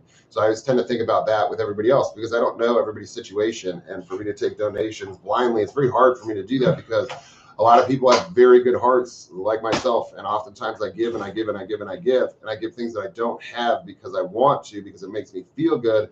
And then what ends up happening is it becomes this twisted sense of like whatever the fuck. So I get scared that some people are going to put some shit in that maybe that would help them more than it could help me, if that makes any sense at all. Then I also see things, and I'm not going to mention any names, but I see people that I know that are in the industry and also do this YouTube thing or whatever. And I know based off what we make on YouTube, which is fucking pennies right now, and hopefully that changes, and hopefully we can build this into something that's sustainable, because this is not going to be our main focus. We have the zoo that we're going to be working on. Brian and I are going to be working on some other projects here in the future, which you guys are going to see as far as reptiles and stuff goes. So we have some things that are going to be in the works. This will be something that we always do, but it's not the only fire that we're going to burn. But there are some people out there, I'm not going to mention names, that make more in 1 month than most people will make in 2 years, 3 years salary. And those are people that are busting their ass doing construction, hard ass labor every single day, waking up at 5 o'clock in the morning, not getting home till 9, 10 at night, having to do overtime just to do and protect their family, just to be able to scrape by, especially with the prices the way they are nowadays. It's hard to live. And then I see these guys that make what, most people make in 3 years in 1 month, that do these GoFundMes for astronomical amounts of money to do more of what they're already doing. And to me, it's baffling. Like I already told Brian, and this was an agreement that him and I made, as soon as the channel is sustainable, fucking Patreon's done. We're going to cut that shit right the hell off. And then we're just going to feed all of that into YouTube. So Patreon helps right now, especially with gas and everything else. And all my Patreon supporters, fucking love you guys to death. You have no idea what that did for us, because the YouTube is just not enough to sustain. And then we're doing our events and shows and everything else. And then the Patreon just catapulted us to be able to pay for the gas and the food and the things that we're doing, to be able to keep fucking going, because we were at a point where we were like, can we even do this anymore? So, but once the channel becomes sustainable, if that ever happens, I'm not saying that it will. I'm not that, I guess, what's the word I'm looking for?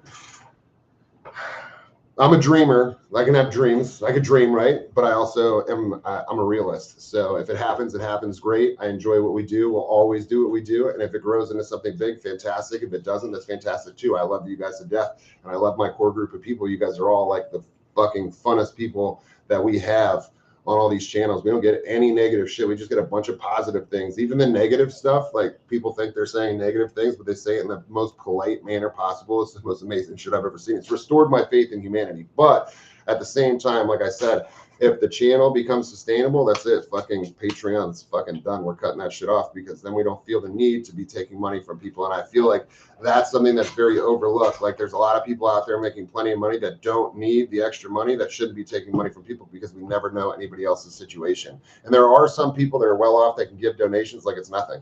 That's a possibility. But there are some people too that aren't as well off that may want to give a donation because they want to help. There's a lot of people that want to help. I want to help everybody all the damn time. It's just fucking how it is. But that's my thing with donations, and GoFundMe especially. It's just that's a fucking very, I don't know. It's a very,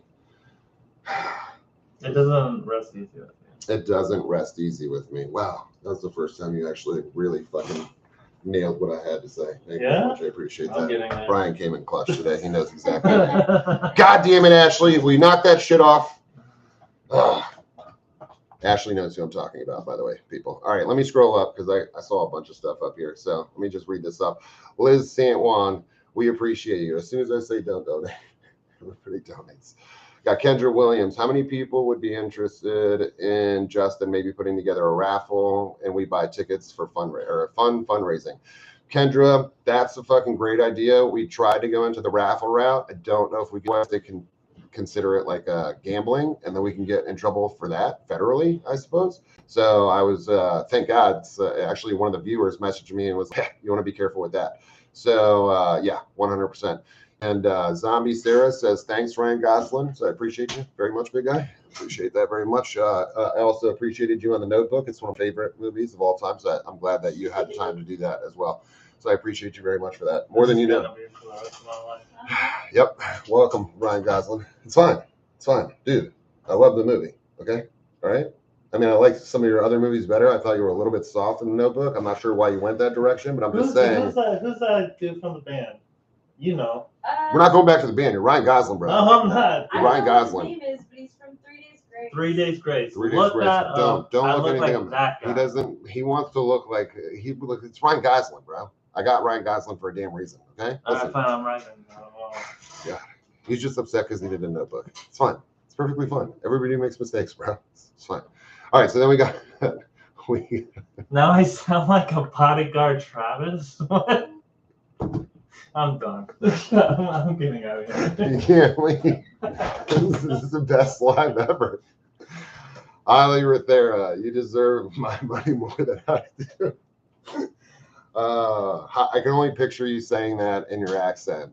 And I got this weird thing for accents like South Africa, New Zealand, Australia. Like I could listen to that shit all day. Dude or chick, it doesn't make a difference. It's just the accent. Like, so all I can picture, number one, is that the message he sent me, which I went on the last live. You'll have to go check that on the last live because we're not going to say it again. But that shit is fucking hilarious because I could just picture that saying that. Right. Caffey's Exotics. Fucking Ashley. Rich people are the most stingy. This is actually true. That's very true. I actually know a lot of rich people that I got fucked by pretty hardcore, which was baffling. Don't get rid of Patreon. That's silly. We're not getting rid of Patreon right now. Oh, wait, no. Everybody slow down. We're not cutting off Patreon right now. We're just saying that in the future, if this channel became self-sustainable and we didn't need the Patreon, then we would operate in a different way. That way, because if we don't need the donations, then what's the point of taking donations from people? You know what I mean? If we're unsustainable and we're doing well or whatever, then we don't want to take from other people because that may help those people at the same time. So we're just saying that if it happened in the future, which we don't know if it's going to happen or not, we appreciate the Patreons 150%. We actually like doing the Patreon. It's a lot of fun. So there's a core group of people on there that get to see a little behind the scenes shit, some pictures here and there, some things that we do, but we're not getting rid of it. Everybody calm down. We're not getting rid of the Patreon. Patreon's sticking right where it is right now, and we're having a good time with it. We're just saying in the future, if it works out, it works out. And then there's Cafe Exotics doing the same shit she does to me every single time. Thank you, Ashley. Appreciate you very much. Then we got Michelle Renee. You literally working yourself sick. Time to accept help. We love you, Justin. I appreciate that. And Michelle and I talk what about these people that always want behind the scenes stuff? Well, then we could start giving behind the scenes stuff on the tubes, bro. No. Yeah. I guess that's not really behind the scenes then. That's in front of the behind the scenes. We'll figure it the fuck out, man. We'll figure it the fuck out. This is like future shit. All right. You can be as big as Tyler and Chandler, if not bigger. So do your thing. We are going to do our thing as much as we possibly can. All right. I heard about the park situation. Those videos were some of the reasons I stayed on the channel. I love that place, but you got to do what's best for animals and homies. You know what? Fucking like the park was awesome. My favorite park happens to be the Seminole Park that we had, but the Seminoles gave us fair warning that we were moving that park, so we knew that was happening. This one was a situation just based out of just straight greed and ignorance and terrible shit. And yes, I had to do what was best for my animals. I was there for over a decade. So I spent a decade of my life there. I actually literally got rid of my business as far as importing and exporting and the other shit that I did and all of my other shows. I dumped the bid. Don't tell me she did that shit again. She did it again. All right. Let me get to that in a second. So with that park there, I spent a decade of my life there. So I had fucking wonderful friends there. I was great friends with everybody on that property, minus like 1 or 2 people, obviously, or whatever. And even those were my friends to the bitter end. And then the bitter end actually came and happened and was thrown in my face. Very surprising what happened. And again, I can't wait to like be able to tell the story and share what the hell went on over there, because I know it's confusing for a lot of people, and I can't say anything for legal reasons and all that good stuff. It's just listen, Gosling, you're gonna be fun. So, I mean, at the end of the day, like, it sucks. Like that was a place I called home for over a decade, and I was there more than I was at my regular house. So, it was bittersweet, though. It was bittersweet. You know, whenever one door closes, another one opens. And quite frankly, like ever since COVID hit, shit was just not the same anymore. We weren't doing anything. We weren't growing anymore. Like everything was very stagnant. Everything became boring. I need to be actively doing something to move forward and forward and forward. Otherwise, my mind tends to drift off. So I need to be very much in tune. Like I just need to be very, very much in tune with what I got going on. So unfortunately, I did lose the park. We will get into that shit later on, but it did suck. It sucked. It fucking hit me really hard. So, all right, let's see what we got. Brian Goosling. There's lots of Brian Gooslings going on here. Fucking love that shit. And then we got an hour and a half of this. If you keep going, I'm going to send more. I'm not doing 2 hours. Oh shit. I'm not doing it, bro. We're already in an hour and a half. You did this shit, bro. This was your fault, man. This was your damn fault. All right. It's a blue career bigger instead of behind the scenes. All right, so let's just let's fucking end this shit before it actually gets out of control here. So, all right, ladies and gentlemen, we're gonna take a couple of questions as we always do towards the end of this shit. So, rifle it off, mother. What do you guys want to know? What do you guys want to get into next? What's your that they deserve 2 hours. Shut the fuck up. That's not a they real deserve comment. It. No. That wasn't a real comment, right? Yep. No, where? Show me. I'm trying to take it. We deserve 2 hours. Oh my god, bro. No ending yet. Damn it. I mean, you guys deserve everything. Singing, you know? But then I'm going to post the 2 hour video and everybody's going to be like, what the fuck is this? Nobody's going to watch it because it's 2 hours of just straight rambling. I could put chapters. This is where he rambles on. This is where he rambles on more. And more rambling. Yep. And more rambling. Yeah, here's the end.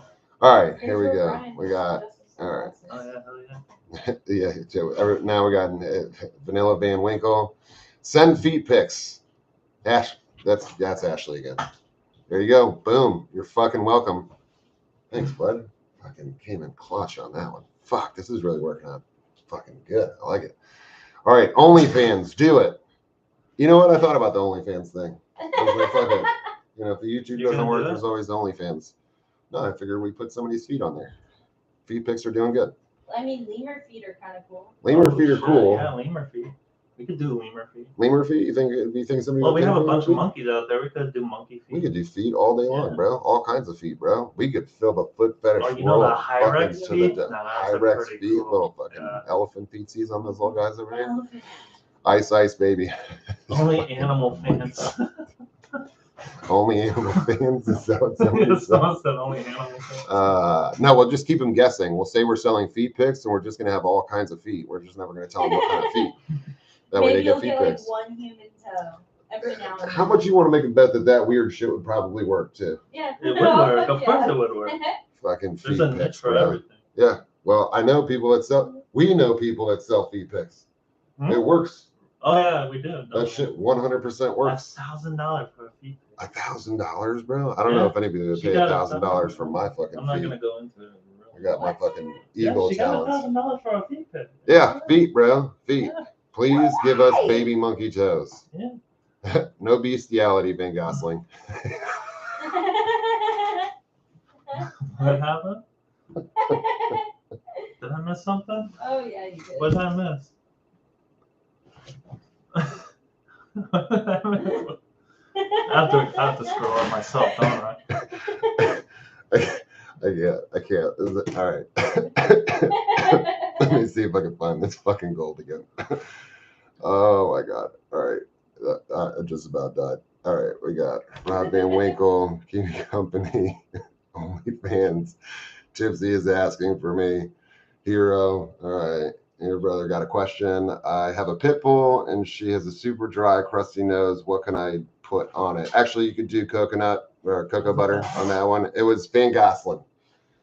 Ryan Van Gosselin. Okay. She said, no bestiality, Van Gosselin.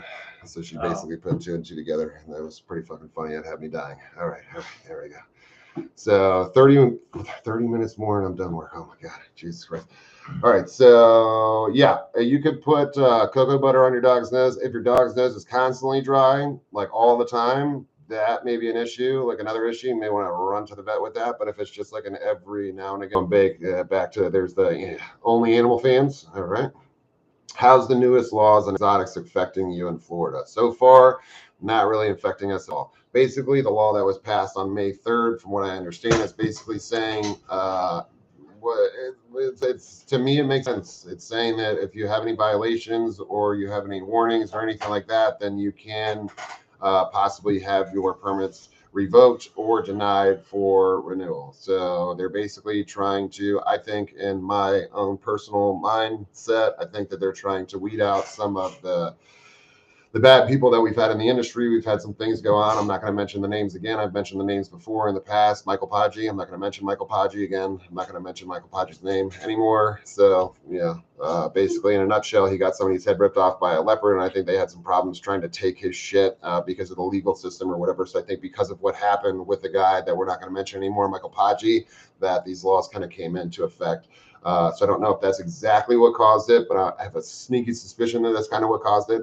But basically, in a nutshell, if you don't do illegal shit and you treat your animals well and you make sure that you're in compliance with all state laws, then you're pretty much good to go. So as far as that goes, we're waiting to see more laws. I mean, obviously, everybody was affected by the tegu and iguana because anybody that had tegus or iguanas had to get rid of those or had to get a prohibited permit, and we can't show them anymore. We can't take them out for ambassador animals anymore. We can't breed them anymore. Nobody from the state can collect the wild ones that we have and push them out of the state, which was a big thing. And there was a big population control thing. So that kind of like affects us in that way. So there were some laws that changed that did affect the reptile world pretty damn hard. But the one that just passed on May 3rd, to me, I mean, yes, there was a lot of bitter people out there. But for me, like, I've never really had any warnings or anything like that. So, I mean, if you just roll on and do what you're supposed to do and roll your shit the correct way and do your stuff the way that they want you to, then you really shouldn't have any issues. But we'll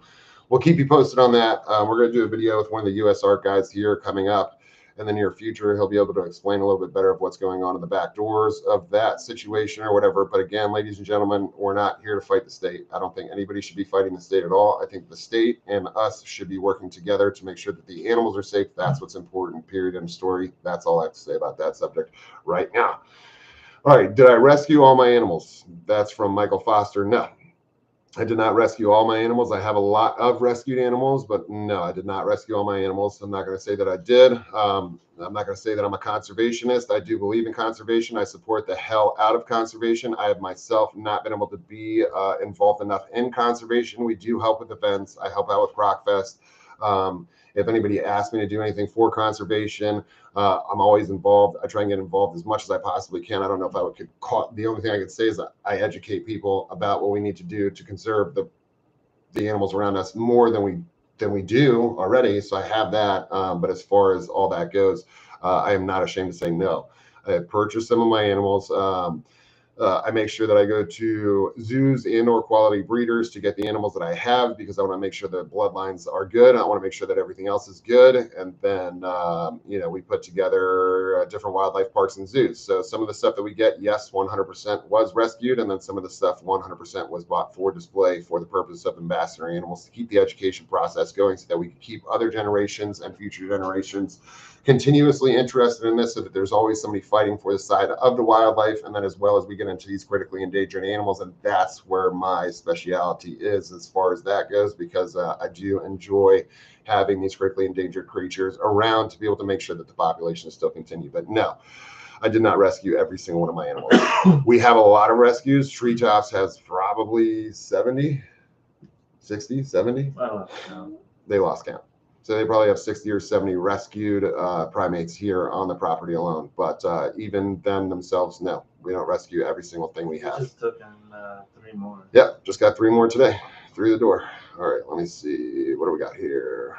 All right, so a couple more questions, and then I'm out of here because All right. OnlyFans naked alligator wrestling. Alan Malone, thank you very much. I appreciate that. I'm going to say this right now. As much as I think that's a good idea, there are scutes on the back of an alligator. So the osteoderms, or the solar panels of an alligator, those are solid bone covered with skin. And if you've seen the alligators with the scutes, those are the things on the back, the big old raised scales on the back. Again, just solid bone covered with skin. I usually have a keychain with a scute on it. I don't have it now. So I'm going to say going bareback. If you're going straight, commando on top of an alligator, probably not going to go good on your boys right there. So as much as I think it's a great idea, I don't think you're leaving with your boys intact after that one. So thank you, Alan Malone. I appreciate that very much. God, I love these people. All right. Here we go. Favorite bird of prey. That's going to be a harpy eagle, hands down, all day long. That thing is fucking amazing. If you guys haven't seen a harpy eagle, GTS, Google that shit. We learned that from somebody on our page here. It was one of our fans. Video GTS, mofo. Google that shit. Harpy eagles, the bomb. That's my favorite bird of prey.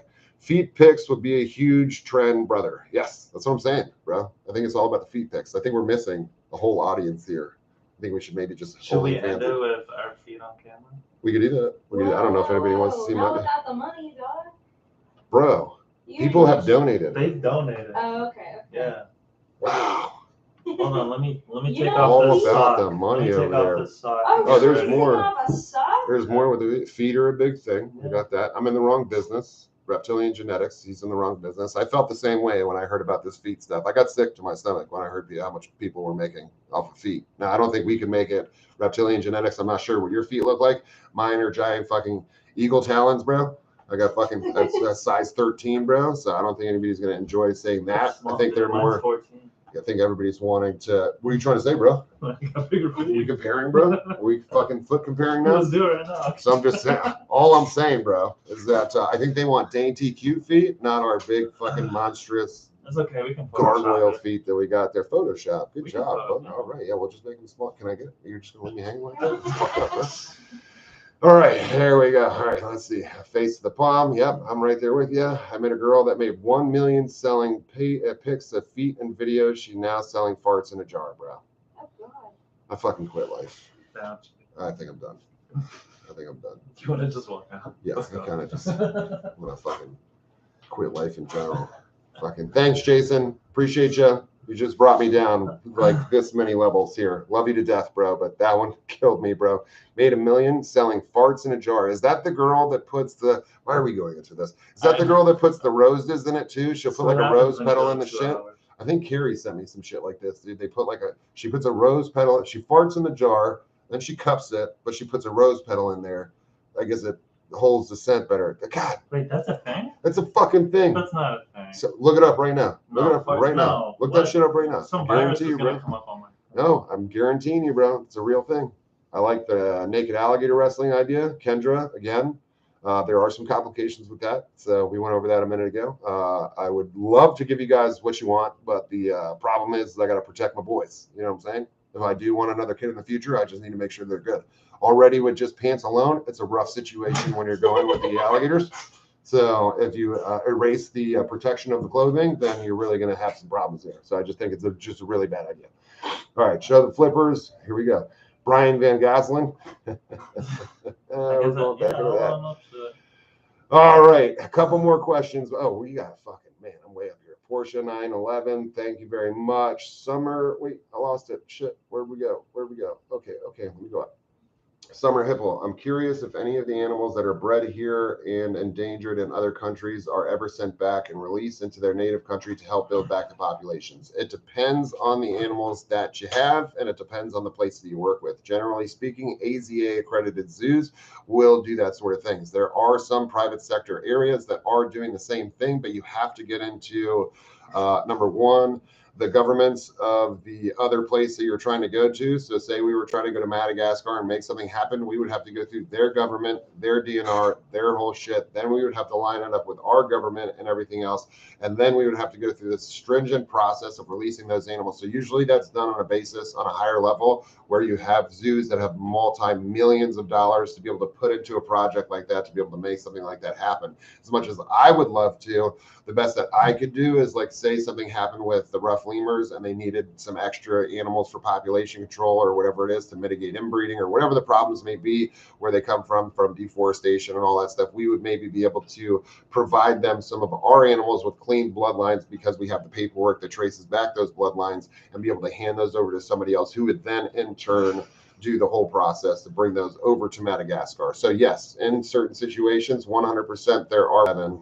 Don't leaky that shit because it's going to be wrong. I think in 2011, because we have Florida panthers here, the Florida panther endangered. But what a lot of people don't know is the Florida panther is pretty much the exact same cat as the cougar, the mountain lion, the puma, and then there's like 26, there's like 26 different subspecies of this animal, and it's basically all the same cat. So puma coming from South America, then you have the mountain lion, which comes from like the west coast over where you're at in like I want to say California area, shit like that. Then you have the cougar, that's like more of a Texas animal, and then there's some more up in the northwestern part of the states. And basically it's the same cat with minor variations, because what happens is those cats are built like Florida panthers are a little bit taller than cougars are, because they're built to walk through the Everglades, the tall grass, all that shit. The colors are a little bit different. They have like a little bit of black tips on the fur so they can blend in their surroundings a little bit better. And in 2011, we had a group of animals that were brought in from Texas. So we had cougars brought in from Texas to release here in the state of Florida so that we can mitigate the inbreeding problems that we were having, because there was such a low number of Florida panthers, which I think are bouncing back a little bit more. And I actually think that those cats that were brought from Texas actually started to migrate their way back to fucking Texas. So I don't think that worked out exactly the way we wanted it to, but it did mitigate some of the inbreeding. And I think we got some good shit coming out of that. So that's a good project for you guys to do. Go ahead and research that. That was an interesting read for me. That was probably 15 years ago, something like that I read that. It couldn't have been in 2011. It had to be before that. Maybe 2001. Maybe thinking about 2001, because I think it was like 2012 when I was reading about that stuff. Or whatever. Either way, it was a very interesting read. It was very interesting what they did to try and mitigate that problem. So go ahead and research that shit right there. That's a good read right there if you guys are into that stuff. Actually, Michael Podgy. That was Billy the Kid. I don't even know who we're talking about now. Michael Podgy. What is the rarest animal you worked with? What is the rarest animal I ever worked with? Yeah. That's a tough one. I mean, I've worked with some pretty rare species of reptiles, but then we've been around all kinds of stuff. Rare is a hard word because, like, right? I mean, rare depends on what you talk about. Rare, like rare could mean like, is it endangered? Is there that many in the wild or whatever? Rare could just mean like, how many times do you see it come through the pet trade and or the zoos or anything like that? I would say the rarest thing that I've been around is probably the black caiman, because black caiman you rarely get to see in zoos. St. Augustine has them, I think. Miami Zoo's got one maybe, and then I was able to be in Phoenix Herp Society over there in Phoenix, well, obviously, and I got to go in there with their little munchkin black caimans. That's probably the rarest thing that I've been able to be around as far as that goes. Somebody said, let's go 2 hours. God bless. We're actually going to do 2 hours. You guys are going to kill me. People are going to yell at me for this one. Thanks for the live. Until next time, take care. Love to everybody. Zombie Sarah, she's probably already gone. While you're way up. All right. Last one, ladies and gentlemen. We got one more question, and then I'm fucking out. And we're not doing 2 hours. I'm so tired, bro. I need a drink, dude. I need a fucking. Let me get you a water. I don't want a water. I'll get you a water. I don't need a water. It's fine. I'll get you a water. It's fine. It's fine. Bro, 144, bro. We've done plenty. We've done enough. Holy fucking shit, bro. All right. It's flown by. Yeah, for me too. I'm getting fucking hot and sweaty here. That's how much I've been talking. How do you guys listen to this shit so long? I don't even want to listen to me anymore. You guys are amazing. Absolutely amazing. I just figured out how to make my 4-week-old kitten stop freaking out. All I have to do is put your videos on it and play them. Oh, that's super sweet. Oh, kittens like me. Oh. It's opposite here. When I walk outside, the cats get all freaked out. But get this man a beer. She's not wrong. It should have been a beer. Put some honey in it so it doesn't. You put some honey in that too for my throat. I appreciate that. And lime too. That's a lemon. No, but lemon. You were close. I got mixed up. It's a fucking lime. Here's my limes, guys. This guy went all out, bro. Thank you. There you go. All right, let's go for 2 hours. Hardmation says the lives are entertaining. Yeah, because we totally lost track of what the fuck we were doing, and it's turned into feet pics and fucking Van Gosselin over here. So fucking yeah. Knock it out. Did somebody say 3 hours? Nobody said that shit, Alan. Tequila shots. Now, if we did tequila shots, we'd probably roll for 3 hours for sure. It would go for a lot longer than that. I don't need any Baileys. Nobody drinks Baileys but you, bro. Seriously? Fucking watch. Anybody Come drink on. Baileys out there? Caffees. Here we go again, bro. Go home. I'm trying. I'm fucking trying. He won't fucking let me get out of here. Now he wants to drink Baileys. Everybody out there, just tell him that Baileys sucks, please. Just hurry it up. Just get it out of the way because he was drinking just Baileys with ice yesterday, which is fucking beyond me. Psychopath. What? That's Thank a you. thing? That's Yeah, not a it's thing. Like, It's not a thing. That's actually pretty good. Thank you very much. I You're appreciate you. welcome. That's now your voice should be soothed and nice for That's another. fucking see. I drink Baileys. All right. Fuck. Ha! Oh, I love you. Shit. God damn it. You guys are weird. But straight Baileys with ice? Straight Dude, Baileys. that's Line. weird. Justin, get No, a jam Baileys going with for ice. everyone so we can all laugh together. Pretty much, we're gonna Without have to do ice, that. Baileys with coffee. That's tasteful. Baileys with Yeah, coffee. that's what Yeah. I said the other day. See, but that's what I thought that's what it was for though. I thought No. so too, and he's over here No. drinking straight Baileys. Baileys with is ice. yummo. Everybody drinks Baileys. I fucked up. Shit. Yes. Straight out of the bottle, Holly fucking drinks I it. felt like I was weird, but now like I'm not. You guys. are Take the it weird easy, E-Bone. We'll see you later. Drink whiskey straight. Yeah, whiskey I could do. But Yeah. Baileys, bro, Baileys on ice, straight Baileys with ice. Man up, put some Jack in that shit, he says. That's what I'm talking about. Jack in ice, I can do that. ones.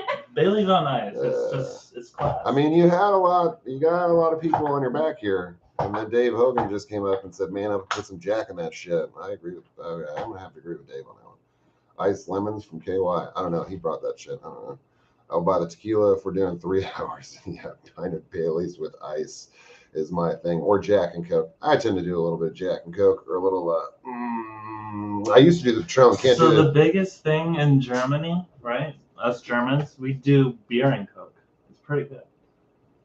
Beer Bro, and what? Coke. Yeah, beer and Coke. How the fuck do you even get drunk then? I don't know, but it's fucking good. I feel like you're just doubling down on carbonation, and then you got to drink like 3 times You as should much. try it. I'll make one. Beer and Coke. Beer and Coke. God. Yeah. Beer and Coke, ladies and gentlemen. Ice Baileys. All right, I think we're fucking drifting way too far at this point. What the fuck is this guy on? Beer and Coke. I don't know, Dave, bro. I'm with you on the Jack, bro. We should just be doing Jack. It's German. It's German. They do it. What reptile should I get, Logan? That is a loaded question. If you wanna, if you wanna know what the deal is, go over to my Instagram and I'll help you out. I would have to better know your situation to know what reptile you should get. Depends on what you're into. All of that shit. All right, ladies and gentlemen, I think I've rambled on enough. It's been 2 hours. This is fucking getting absolutely insane. Ashley won't stop. Nobody's quitting. All right. Estimated time on a merch. We're actually hopefully next week. Everybody cross your fingers next week. So we'll see how it goes. Anyway, we love you guys. Thank you guys very much. Everybody on the Patreon, we love you guys. Everybody on the channel, love you guys just the same. So don't feel bad if you can't do the Patreon. It's not a big deal. We enjoy you guys on the channel. Everybody across the board, you guys have always been awesome. I don't even know how you guys stand to sit here and listen to me for 2 hours. I don't even like to listen to me for 2 hours, but I did have a good time. This was a fun live. I think everybody had fun on this one. So we got a little mini episode and then we had a fun live and we all got to hang out. So it is what it is. So we're going to have episodes coming out soon. Check that out. We're going to be doing the Hatch Fest update. We're going to be with Ben, so stay tuned with that. So if anybody wants to come down, remember that's going to be in August. So if anybody wants to come and visit and actually hatch the alligators with us, that's going to be going on here soon. So stay tuned with that. We're going to have all the links in the descriptions as we always do because we like to shout our homeboys out, keep that shit rolling out. We'll probably see Tyler here soon in the future. We got some other stuff planned, so just stay tuned. We'll see what's up. We're going to do an update on the homies and all involved. So thank you guys very much. We love you guys to death. Boom! Out. You scared him again. I'm sorry, little buddy. You'll get used to the booms, big guy. All right, homies. Take her easy. How the fuck do I end this thing? Oh, this big red thing right here. That big feedback. Feedback, all right. Look, we finally made money off our feet. You were supposed to have shoes and socks off. All right. Kudos, mofos. Boom. Out.